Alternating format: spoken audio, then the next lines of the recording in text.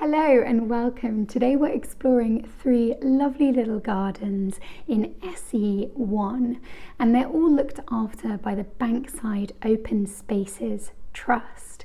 Now, in terms of area of London, they're kind of between London Bridge and Borough tube stations, but they're very close to each other and a lovely three places to have a little walk on a sunny afternoon. There are so many of these lovely little historic gardens across London. I think we could definitely do some more episodes. So if there's some near you or you have an area you'd like to explore, leave a comment below and we'll see if we can do some more episodes. If you're new, I'm Katie. I'm a London Blue Badge tourist guide and I run public walks, virtual tours, private tours all across the capital, and there are links in the description if you'd like to know a bit more. Let's start with our first garden. Crossbones is mentioned by John Stowe in 1598, and rather euphemistically it's referred to as this churchyard for single women. Now, a bit of context, because at this time and throughout medieval London, Southwark was really the red light district for London. Across the river you have the city, but on this side of the Thames, it's out of their control. And really the person who manages this area is the main landowner, and that is the Bishop of Winchester. Now, he lives in Winchester Palace, which you can still see a small section of, and he taxed the sex workers. He brought in rules and regulations, but he refused to allow them to be buried in consecrated church grounds. And over time, this was also used by the poor who couldn't afford burials, by the sick, and generally the most vulnerable in society. Today, the most eye-catching element of Crossbones is this shrine-like gate. And if you look closely, it's covered with these ribbons that remember people not just from hundreds of years ago, but also from recent history too. And it commemorates the life of what the Friends of Crossbones Graveyard call the outcast dead. Now, fast forward to the 1990s, and this seemingly empty patch of land was used to build an electricity substation for the Jubilee tube line extension. And you can see if you peer through the brick building behind the gates. Now, as they started digging, they found rather more skeletons than they expected, and the Museum of London archaeology team eventually excavated 148. But the amazing thing is that they think this is only 1%. 15,000 people are thought to be buried on this site. The garden exists today because of two people, John Constable and Katie Nichols, who co-founded the Friends of Crossbones Graveyard in 1996. Until 2012, they secretively worked on this guerrilla gardening project, hopping over the fence and making this space somewhere that people would want to visit and spend time. Eventually, in 2018, they worked with the Bankside Open Spaces Trust, and this opened as a community garden.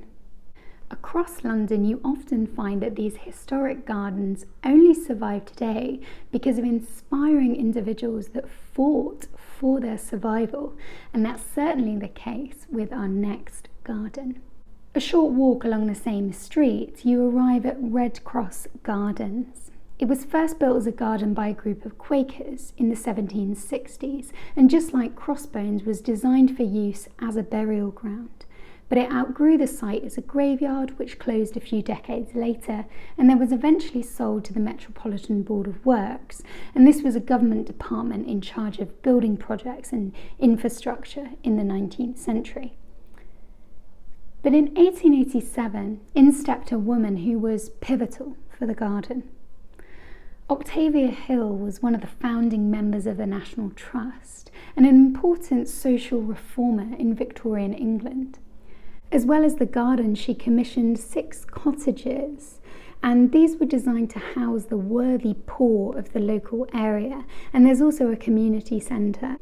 Octavia said her aim was to provide an open-air sitting room for the tired inhabitants of Southwark. Shockingly, the garden was actually paved over in the 1940s, but thankfully today it's been restored to its original Victorian appearance and anyone can enjoy it today. Now, before we move on, it's worth paying attention to a little artwork in the corner of the garden because this remembers another female hero. This artwork is by Anna Karen and it remembers local resident Alice Ayers. In 1885, the shop she lived above caught fire and she managed to save 3 out of the 4 children, her nieces and nephews that also lived there, but this was at the cost of her own life. Nearby there's also a street named after Alice, and you may have heard of Postman's Park in the City of London. This contains the memorial to heroic self-sacrifice, and Alice's story was actually the first one, now amongst dozens of incredible people in the 19th and early 20th century that gave their own lives to save others. So our final garden. Now, if you were hoping for something a little more upbeat, I'm afraid we're also on a morbid theme here. This used to be the burial grounds for St. George the Martyr Church, but it opened as a public garden in 1882. But in terms of history, the most important feature here is actually the wall, because this once formed part of the notorious Marshalsea prison. Now, the Marshalsea stood nearby from the 14th century until the 1800s before it moved to this particular site in 1811. But as you can see, it doesn't stand today. It was demolished in 1842. Now all that's left of this fearsome place is this rather intimidating brick wall.